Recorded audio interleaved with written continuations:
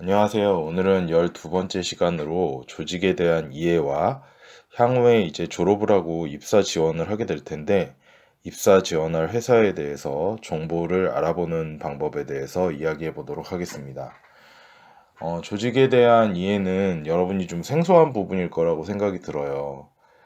조직은 사실 조직이란 말 자체도 좀 생소할 수도 있는데, 우리가 보통 이야기하는 조직, 기업, 공공기관, 이런 부분들은 일정 부분의 편제와 직제를 가지고 있고, 문화와 핵심 가치 이런 부분들을 가지고 있습니다. 근데 우리가 사실 여러 군데에서 일을 할 수는 없기 때문에 한 군데의 조직을 정해서 일을 해야 될 텐데요. 입사를 지원하거나 아니면은 또 입사 추천을 받아서 가게 되거나 그럴 때 내가 일할 조직에 대한 특성을 알아보고 또 그 조직에 대해서 충분히 이해를 하고 내가 그 조직을 선택하는 게 굉장히 중요합니다. 보통 여러분이 물건을 하나 사더라도 요즘에는 가격 비교 사이트를 비롯해서 여러 가지를 다 비교를 해보고 구매를 하잖아요. 근데 의외로 제가 보면 직장 생활을 하기 위한 회사를 정할 때는 그냥 누가 추천해줘서 간다거나 기회가 돼서 간다거나 이런 부분들이 너무 많은 것 같아요. 사실 자기의 인생에 있어서는 일할 회사를 정하는 것도 굉장히 중요한 일 중에 하나입니다. 그래서 이 부분에 대해서 좀 더 진지하게 고민을 하고, 그리고 거기 이제 회사에 입사하면 그 회사는 어떤 회사이고 나는 그 회사에서 무엇을 하면서 어, 내 일에 대한 성취, 그리고 일에 대한 보람, 그리고 또 금전적인 이익 이런 부분들을 얻을 수 있을까에 대해서 충분히 고민을 해보고 직장을 선택하는 게 중요할 것 같아요. 그래서 오늘은 조직의 특징에 대해서 이해를 하는 시간들을 가져보고요. 그리고 내가 이제 실제로 취업을 하려고 할 때 취업에 대한 정보를 어떻게 얻을 것인가에 대해서도 알아보도록 하겠습니다. 먼저 기본적으로 조직의 개념에 대해서 알아볼게요. 조직은 두 사람 이상이 어떤 목적을 추구하는 사회적 집단, 단체 혹은 기관이라고 이야기를 합니다. 조직은 우리가 공동체와 기능체로 구분을 할 수가 있어요, 기본적으로. 근데 공동체와 기능체는 좀 성격의 차이가 있습니다. 공동체와 기능체의 성격을 좀 명확하게 알아보면, 공동체는 우리가 보통 이야기하는 가족이라든지 우리가 지역사회, 커뮤니티라든지 취미 모임이라든지 아니면 이제 종교단체의 모임 이런 부분들도 조직의 개념에 들어가긴 합니다. 이제 공동체 개념에 들어가죠. 우리가 보통 교회 다니시는 분, 절에 다니시는 분, 성당에 다니시는 분, 여러 가지 이제 부류가 있는데 그 종교도 우리가 커뮤니티라는 말을 씁니다. 이제 커뮤니티는 지역사회라고 한국말로는 해석을 하기도 하는데 이런 부분들은 조직이기는 하지만 공동체라는 개념에 포함이 됩니다. 그럼 우리가 기능체라고 또 분류를 하는데 기능체는 뭘 얘기할까요? 기능체는 기업이나 관공서, 군대 같은 조직을 이야기합니다. 이 조직들은 왜 기능체라고 따로 이야기를 하냐면 외적인 목적을 가지고 있어요. 예를 들면 기업 같은 경우에는 우리가 가장 기본적으로 기업이 가지고 있는 속성이 뭐죠? 예, 그 부분들은 이윤 추구입니다. 이윤 추구. 대부분 이제 우리가 회사에 가서도 많이 괴리감이 드는 건데, 왜 저렇게 사람을 중심으로 보는 게 아니라 그 사람이 하는 일이나 성과, 결과물을 가지고만 사람을 평가할까 이런 얘기들도 많이 하는데, 기업이라는 것 자체가 이익 집단이에요. 이익을 추구하기 위한, 이윤을 추구하는 집단이기 때문에, 기업이라는 속성 자체에 가장 충실하다고 봐야 되는 부분이 사람을 결과물과 성과를 가지고 평가하는 거라고 얘기할 수 있습니다. 근데 이제 학교를 졸업하고 회사에 가면 그런 부분이 되게 낯설죠. 하지만 기업이라고 만들어진 조직의 목적 자체가 그렇기 때문에 우리가 그 부분은 충분히 이해를 해야 될 거라고 생각이 듭니다. 그리고 이제 관공서에 대한 부분인데, 관공서는 우리가 동네 주민센터나 이런 데 가보면 알죠. 행정 서비스를 제공하는 목적으로 관공서가 기능을 가지고 있고요. 그리고 뭐 남자분들은 다녀오셨을 텐데 군대 같은 경우는 국가 방위라는 목적을 가지고 어떤 성과나 목표에 대한 부분들이 분명히 있고요. 그걸 달성하기 위해서 존재하는 조직이라고 볼 수가 있습니다. 그래서 세부적으로 이제 공동체와 성격이 다른 기능체는 조직이 제시한 목적을 강력하고 빠르게 달성할 수 있는 목적 달성력이 매우 중요하다고 볼 수가 있어요. 그리고 조직에서의 이상적인 상태가 효율에 극대합니다. 뭐 말하자면은 최소 비용으로 최대 효과를 달성하는 것, 그런 것이기 때문에 제가 앞서서 이야기했지만 인재를 평가하는 기준도 능력과 뭐 결과적, 실적으로 사람을 평가하는 그런 부분들이 조직의 속성이라고 볼 수가 있습니다. 조직은 앞에서 얘기한 것처럼 이제 뭐 크게 공동체와 기능체 두 가지로 나누어져 있고 각각은 좀 성격이 다르다고 볼 수가 있습니다. 그러면 저희가 이제 조직의 종류에 대해서 한번 이야기를 해볼게요. 우리나라는 조직의 종류를 어떻게 보면 이제 규모에 따라서 분류를 합니다.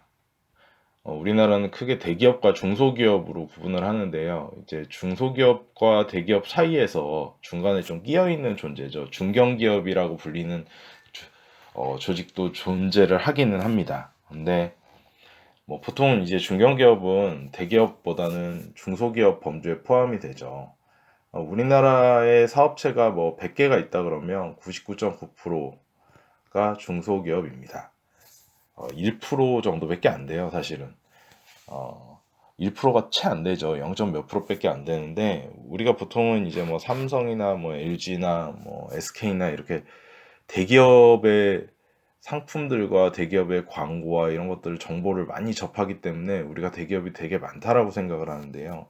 실제로는 대기업이 1% 미만이고 대기업에서 근무를 하는 근로자의 수도 역시 거기에 비례합니다. 그래서 굉장히 극소수만이 대기업에서 근무를 하고 있습니다. 근데 우리는 보통 이제 취업을 하거나 하려면 다 대기업에 비교를 하죠. 그렇기 때문에 또 뭐 어떻게 보면 공무원이나 이런 시험을 준비하는 사람들도 점점 늘어가는 것 같고, 그리고 이제 대기업에 입사할 수 있는 사람이 되게 제한적이기 때문에 대기업에 입사하는 것들이 마치 이제 뭐 특권인 마냥 뭐 이렇게 불리는 사회가 되기도 하는 것 같습니다. 반대로 이제 중소기업은 자본금이나 종업원, 시설 등 규모가 상대적으로 작은 기업을 이야기를 합니다. 중소기업은 사실 구분이 좀, 뭐, 저도 사실 지금 직장 생활을 오랫동안 했지만, 중소기업에 대한 구분을 명확하게 알지는 못해요. 그냥 큰 가이드라인만 알죠. 뭐 자산 총액 5천억 미만, 3년 매출이 평균 400억에서 1,500억 이하인 곳을 중소기업이라고 저희가 이제 보통 이야기는 하는데, 실제로는 어떤 서비스를 하느냐, 어떤 제품을 만드냐에 따라서 이 중소기업이라는 것의 규모는 좀 구분이 다릅니다. 그리고 보통 우리가 이제 대기업과 중소기업의 중간을 이제 중견기업이라고 이야기하는데, 중견기업도 제가 이제 강의 슬라이드에서 보여드리는 것처럼 상시 직원 수 1000명 이상, 자산 총액이 5천억 이상, 자기 자본이 1000억 이상, 3년 매출 평균이 1500억 이상, 뭐 이렇게 네 가지 기준을 가지고 중견기업으로 분류가 되고 있습니다. 이 중소기업과 대기업의 부분들은 사실 이제 우리나라의 고용시장을 보여주는 부분이라고 볼 수가 있어요. 우리나라 고용시장 자체가 이렇게 나눠져 있기 때문에 사람들이 이제 취업을 하고 뭐 어떤 업종에 진입을 하고 이런 부분들이 좀 차이가 나는 거는 사실입니다. 그러면은 우리가 이제 이런 부분, 이 앞에서 제가 이야기한 뭐 대기업이나 중소기업 이런 부분을 어떻게 파악을 할 수 있을까 보면은 이제 정부에서 이제 워크넷이라고 사이트를 운영을 해요. 이 부분은 한 번쯤 들어가 보시면 좋을 것 같은데, 워크넷에 보통은 제가 이제 소개하는 청년 친화 강소기업 뭐 이런 기준 외에도 자신이 이제 취업을 할 수 있는 그런 정보들도 워크넷에 많이 있고요. 그리고 이제 정부의 정책이 변하는 부분들도 워크넷을 통해서 쉽게 찾아볼 수가 있습니다. 그래서 정부에서는 이제 매년 좀 업데이트를 하는데, 신입사원의 임금이나 근로시간 복지 혜택이 우수해서 청년들이 이제 근무할 만한 회사, 요즘엔 다들 뭐 눈높이도 높고 그렇긴 하지만 어쨌든 그런 기업들을 한 1000개 내외 정도 매년 이제 선정을 해서 그 기업들을 통해서 청년들이 좀 취업을 할 수 있도록 구조를 만들고 돕고 있습니다. 여러분들 이런 도움을 좀 받으실 수 있으면 좋을 것 같아요. 한번 이 사이트는 찾아보시면 좋겠어요. 그리고 이제 취업 경쟁률에 대한 이야기를 한번 해보려고 하는데요. 이제 2019년도 하반기에는 경쟁률이 한 26대 1 정도 됐다고 합니다. 근데 이거는 이제 전체 평균이기 때문에 전체 평균 중에 이제 샘플링을 떠서 평균을 한 거죠. 그렇기 때문에 이보다 훨씬 높을 거라고 저는 생각이 들어요. 요즘에는 뭐 제가 좀 요즘 저도 좀 괴리감을 갖는 부분 중에 하나인데 제가 이제 직업적으로 컨설팅을 하는 직업을 갖고 있다 보니까 중소기업의 대표님들은 사실 사람을 찾기가 너무 어렵다. 또 사람을 찾아서 뽑아도 그 사람이 우리 회사에 와서 뭐 오랫동안 일을 하지를 못해서 너무 힘들다라는 얘기를 많이 하는데 또 반대로 신입사원으로 지원하는 이제 청년 계층들을 보면 사실은 중소기업의 이제 대기업에 비하면 당연히 처우가 좀 어렵죠. 처우가 쉽지 않고 그리고 가서 조직에서 지내는 부분들도 조직 문화라든지 뭐 출퇴근 시간이라든지 또 일하는 환경이라든지 이런 부분들이 별로 좋지 않아서 가고 싶지 않다라는 이야기를 많이 해요. 그래서 어떤 쪽의 주장도 사실 틀린 주장은 저는 아니라고 생각을 하는데 실제로 현실적으로 보면 우리가 자기가 이제 희망하는 회사나 뭐 직무나 직종이나 이런 부분이 분명히 있기는 하지만 그 부분들도 사실 자신의 능력이라든지 아니면은 우리가 처해진 환경이라든지 이런 부분에 따라서 좀 탄력적으로 생각을 하고 운영을 할 필요가 있어요. 뭐 대기업에 나는 사실 그 정도 능력으로 평가를 받지 못하는데 난 무조건 뭐 삼성에 가야겠다 뭐 해가지고 계속 이렇게 삼성을 쫓아서 몇 년 동안 취업을 못하고 있는 것도 그 사람의 인생 전체로 보면은 저는 좀 낭비가 된다고 생각을 해요. 적당히 타협을 하라가 아니라 좀 조직에 대해서 사전에 조사도 많이 하고 취업에 대한 정보들도 명확하게 알아보고 자기한테 진짜 맞는 환경이 어딘지에 대해서 찾아가는 거에 대한 부분을 시간을 들이고 공을 들여야 되는데 그 부분들은 좀 약하면서 그냥 좋은 직장을 얻고 싶다는 생각 막연하게 갖는 부분들이 너무 많은 것 같아서 이 부분들은 사실 좀 우리가 경계해야 될 부분이기도 한 것 같습니다. 어쨌든 취업 경쟁률은 지금 보통 작년 하반기에 뭐 평균 26대 1이라고 이야기하지만 이보다는 훨씬 뭐 두 배수는 될 것 같아요. 한 50대 1은 넘지 않을까 생각이 듭니다. 몇 년간 저희가 이제 추적을 한 결과를 알아봤어요. 그래서 기업 규모에 따라서 분명히 차이가 납니다. 기업 규모에 따라서 우리나라는 사실 노동시장이 분리가 되어 있어요. 여러분도 많이 느끼시겠지만 저희가 보통 이제 노동경제학이나 이런 쪽에서는 1차 시장, 2차 시장 이렇게 이야기를 합니다. 1차 시장은 대기업이 있는 시장을 1차 시장이라고 하고요. 2차 시장은 중소기업 시장을 2차 시장이라고 하는데 선진국들은 이 부분들이 되게 탄력적이에요. 그래서 1차 시장에 있다가 2차 시장으로 가는 것도 2차 시장에 있다가 뭐 커리어나 경력이 맞아서 1차 시장으로 이동하는 것도 굉장히 탄력적인데 우리나라 같은 경우는 이 부분이 좀 어렵습니다. 그래서 중소기업에서 시작을 하면 거의 뭐 중소기업에서 직장 생활을 마치는 경우들이 많고요. 대기업에서 시작을 하면 뭐 계속 대기업에 있다가 마치거나 대기업에서 중소기업으로 넘어가서 있다가 마치거나 뭐 이런 케이스들이 현실적으로는 많이 있습니다. 그러다 보니까 대기업을 가고 싶고 선호하는 사람이 늘어날 수밖에 없죠. 그래서 결론적으로 보면 몇 년간의 데이터를 추적을 해보면 대기업에 대한 경쟁률은 점점 높아지고 있고요. 중소기업은 비슷하거나 떨어지고 있습니다.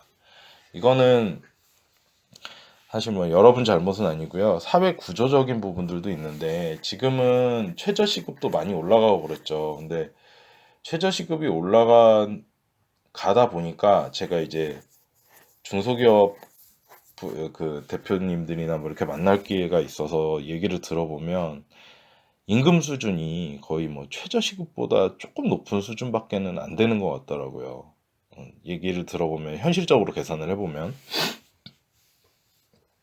저희가 임금을 받는 체계는 좀 구조적으로 복잡합니다. 우리가 일반 사람이 자기 임금이 얼마인지에 대해 정확히 계산을 할 줄 아는 사람은 별로 없을 것 같아요. 뭐 인사팀에 오랫동안 근무하거나 아니면 뭐 노무 쪽에 공부를 했거나 이런 사람이 아니고서는 자기 임금 체계를 좀 이해하기가 쉽지는 않은데, 어쨌든 간에 최저시급이 많이 올라간 거는 사실 삶의 질이 높아지라고 정부에서는 최저시급을 많이 올린 것 같은데, 그게 이제 임금에 대한 부담을 많이 안고 사는 중소기업 같은 경우에는 뭐 최저시급보다는 높겠지만 당연히 이게 뭐 법으로 정해져 있으니까, 근데 굉장히 또 임금이 높은 편이 아닌 상태로 유지가 되고 있는 것 같습니다.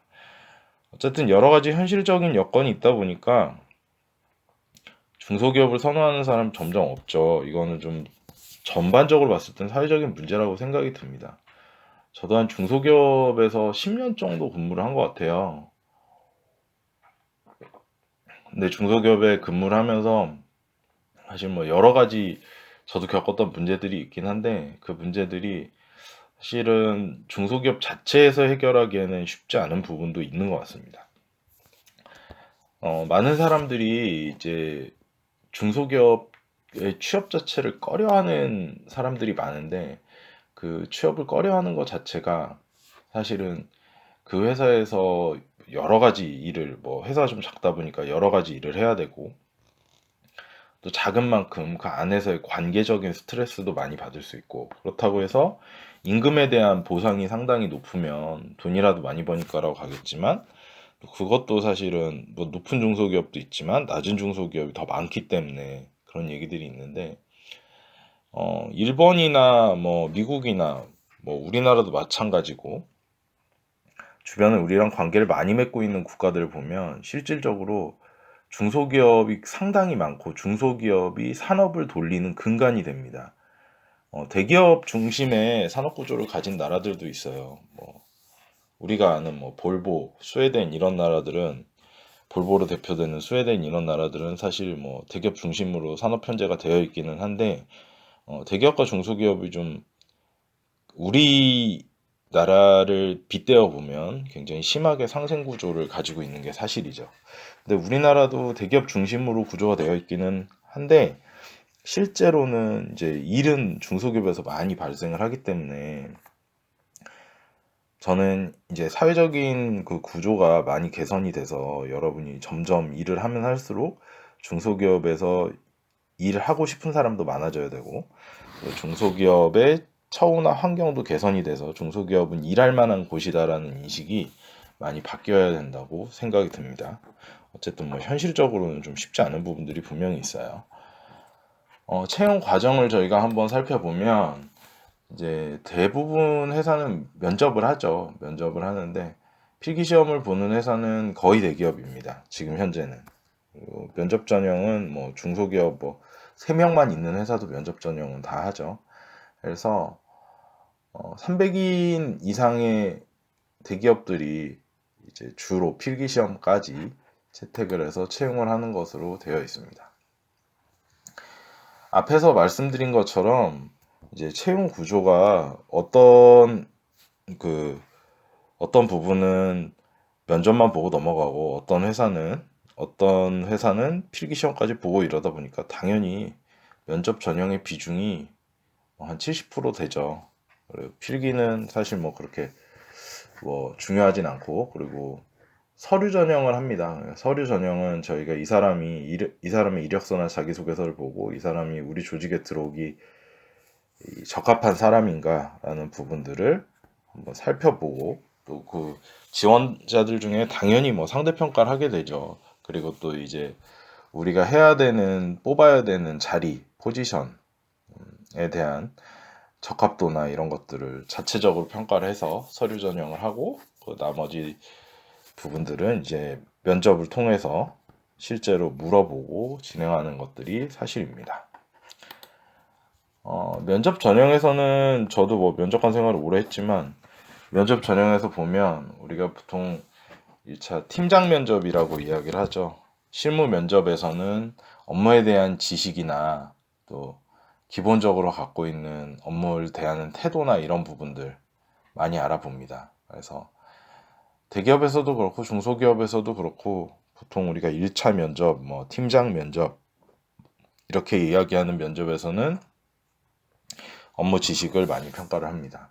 그리고 이제 2차 면접은 중소기업 같은 경우에는 사실은 일이 중요하기 때문에 그 한 사람의 역할이 굉장히 큽니다. 그러다 보니까 2차에서도 그 사람의 태도나 뭐 조직 적응력이나 뭐 이런 부분들을 평가를 하기도 하지만 이제 보통은 인성 더하기 직무에 대한 부분들을 또 체크를 합니다. 그래서 중소기업 같은 경우에는 뭐 업무에 대한 부분들, 일에 대한 부분들, 이 사람이 얼만큼 지식을 갖고 있고 어떻게 일을 대하는가에 대한 부분들을 많이 이야기를 하고요. 대기업 같은 경우는 2차 면접을 가면 그 회사의 핵심 가치나 그 회사의 조직 문화와 맞는지에 대한 부분들을 테스트를 합니다. 그게 뭐 여러 가지 방법으로 하는데 저희가 보통은 뭐 행동 면접법이라고 이야기하는 부분들을 가지고 이 부분들을 체크를 하고 있죠. 그리고 이제 제가 앞에서도 이야기했지만 임금에 대한 차이들이 좀 있습니다. 그리고 고용 형태에 대한 차이가 있는데 대기업 같은 경우는 지금은 조금 더 올라갔을 거라고 생각은 드는데 이제 격차가 좀 줄어들진 않는 것 같아요. 대기업 전체 평균으로 보면 중소기업 임금 평균은 이제 대기업의 63% 정도 수준입니다. 그러니까 한 3분의 2 정도 된다고 보시면 될 것 같아요. 그래서 이제 보통 청년들이 이제 대기업에 가고 싶어 하는 것도 맞는 것 같고요. 근데 사실 세상에 공짜는 없습니다. 실제로 여러분도 가서 일을 해보면 알겠지만 돈 받는 만큼 일하게 되어 있어요.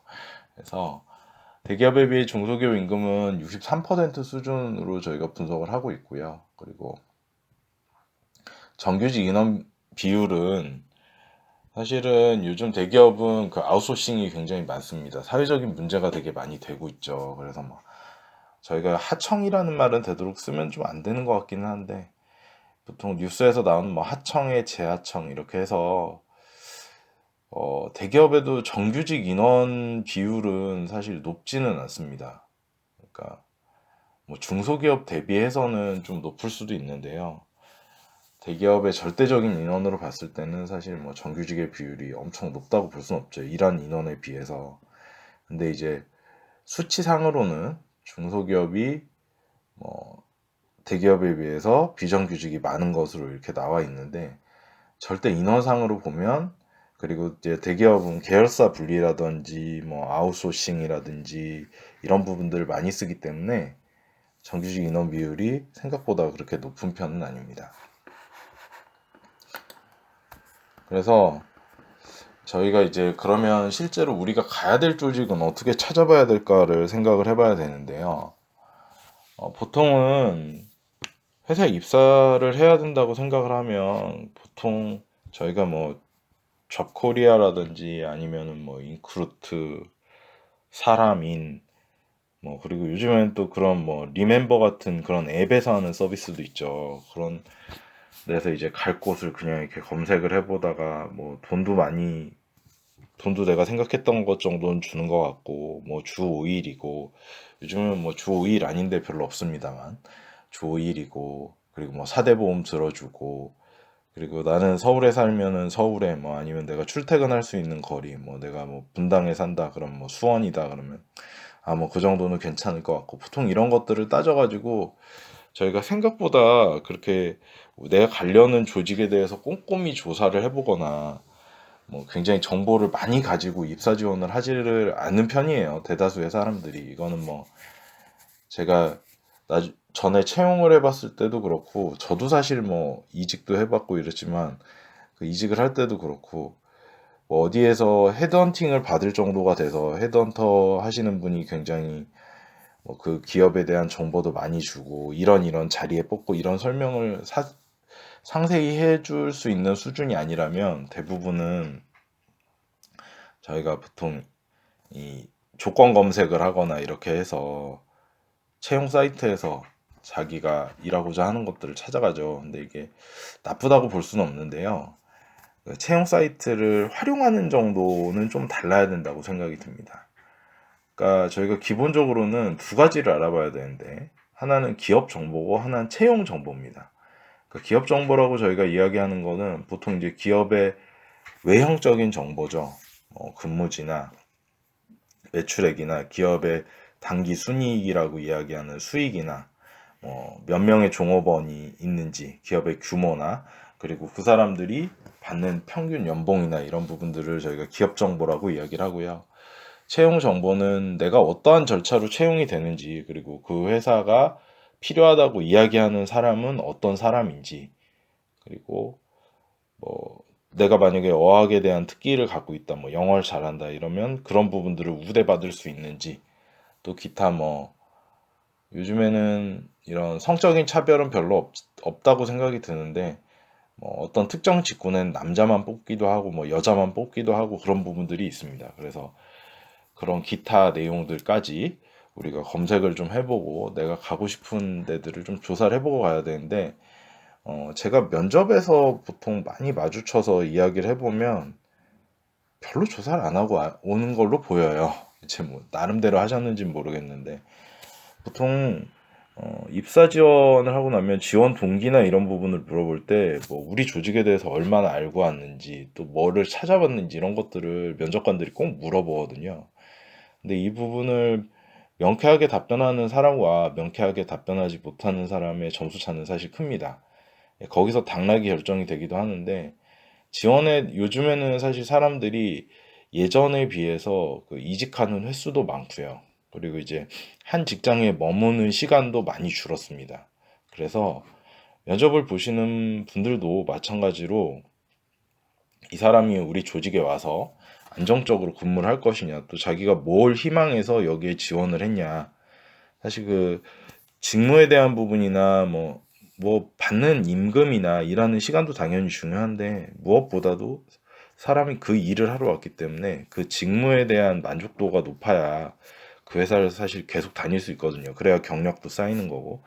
그러다 보니까 그런 관점에서 우리 조직에 대해서 알아보고 왔는지, 또 어떤 부분들을 희망해서 왔는지를 면접관들은 되게 궁금해합니다, 실제로. 그런데 이 부분에 대해서 자기가 조사한 내용과 명쾌하게 자기는 이런 걸 하고 싶기 때문에 우리 회사에 왔다고 대답을 하는 사람과, 그냥 대충 얼버무려서 뭐 홈페이지 정도는 보고 왔는데요, 뭐 이렇게 얘기를 하는 사람과는 사실 온도차가 클 수밖에 없죠. 그래서 여러분이 입사 지원을 하실 때도 조직에 대한 정보를 분명히 좀 조사를 해서 가시기를 저는 얘기를 해드리고 싶어요. 그래야 그 합격률 자체도 굉장히 다르고요. 그리고 기본적으로 나중에 여러분이 입사를 확정받고 그 회사를 다니게 되더라도 자기가 많이 알아보고 간 것과 알아보지 않은 거는 차이가 많이 있습니다. 잘 알아보고 가도요, 가서 보면은 또 다른 회사도 많아요. 근데 그나마도 안 알아보고 간다고 치면 너무 그 차이가 많이 나겠죠. 그래서 이제 제가 드린 자료의 14페이지에 보면 조직에 대한 정보를 조사하는 내용들이 있습니다. 그러니까 자기가 가고 싶은 입사를 희망하는 기업의 정보 조사에는 기업 정보, 그리고 모집 채용 정보, 그리고 근무 조건, 이제 채용 전형에 대한 부분들을 다 살펴보고 가야 되는데요. 제가 이제 왼쪽에 표로 보여준 부분들은 나중에 제가 시트로 같이 제공을 할 겁니다. 그래서 그 시트에 자기가 이제 2학년들은 취업을 해야 되는 친구들도 있을 거고요. 그리고 또 뭐 1학년들은 취업을 희망하는 친구들도 있을 거고, 이런데 어떤 업종에 어떤 직무로 가야 될지에 대한 생각들을 지금 한번 해봤으면 좋겠어요. 그래서 제가 주는 시트의 내용들을 조사를 해서 기본적으로 자기가 입사를 희망하는 조직은 어떤 조직이고, 그리고 또 어떤 부분들이 내가 실제로 필요한 부분들인가. 이 조직을 조사하다 보면 이 조직별로 특성이 분명히 있습니다. 그러니까 어떤 회사는 자기 회사의 직무 내용이나 뭐 경력 조건이나 이런 부분들을 되게 희미하게 써서 주는 회사도 있고요. 뭐 성별도 무관이고, 뭐 경력도 무관이고, 막 이런 식으로 이제 포지션에 대한, 그 직무에 대한 사람 뽑는 자리를 심하게 열어놓는 회사도 있고요. 또 되게 제한적인 회사도 있습니다. 근데 뭐가 좋다 나쁘다라기보다는 저는 사실 뭐 전공도 불문, 뭐 성별도 불문, 경력도 불문 이런 자리는 그렇게 큰 크게 좋은 자리라고 보진 않아요. 기본적으로는 중소기업일수록 어떤 부분에 그 사람이 필요해서 뽑는지를 명확하게 명시할 필요가 있어요. 이거는 이제 뽑는 사람도 그렇고 지원하는 사람도 충분히 알아보고 가야 되는 부분이죠. 보통 신입사원들이 뭐 3년 근무를 못한다고 요즘에는 통계가 많이 나오는데, 그 3년 근무를 못하는 대표적인 이유 중에 하나가 뭐 비전이 뭐 안 맞는다 뭐 이런 얘기도 하지만, 실제로는 그 직무를 알아보고 간 것과 가서 하는 직무가 너무 차이가 많이 나서 그만두는 사람들이 많거든요. 근데 실제로 따져보면 그 사람도 거기 가기 전에 충분히 알아보고 간 사람이 생각보다 많지는 않아요. 그러니까 저는 그래서 여러분이 이제 이 부분들을 충분히 해봐야 된다라고 생각하는 게, 뭐 꼭 제가 삼성전자를 가겠다 목표를 정해도 삼성전자 못 갈 수 있어요.